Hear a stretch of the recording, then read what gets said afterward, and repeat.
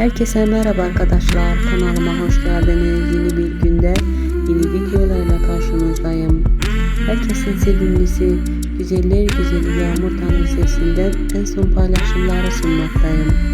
Yağmur'un bizler için paylaştığı güzel son paylaşımlarınız YouTube kanalımda izlemek için kanalıma abone olmayı ve bildirim butonlarını açmayı unutmayın.